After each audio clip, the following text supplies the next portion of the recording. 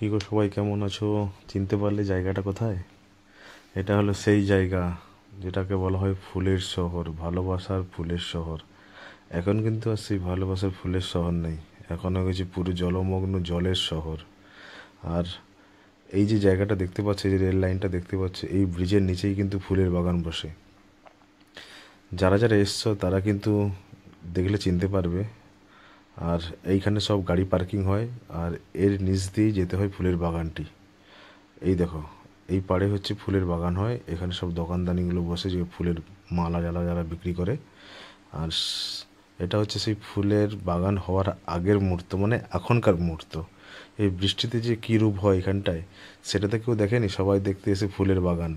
কিন্তু ফুলের বাগান দেখার আগে এখনকার পরিস্থিতিটা দেখো কী অবস্থায় আছে এইখানে। যারা যারা এখানে এসছো চিনতে পারছো, আর কারা কারা এখানে এসেছো ফুলের বাগানে দেখতে, তারা কমেন্টে জানিও।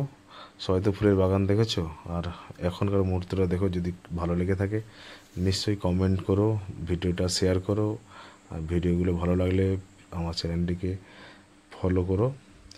আর আশা করি সবাই খুব ভালো আছো।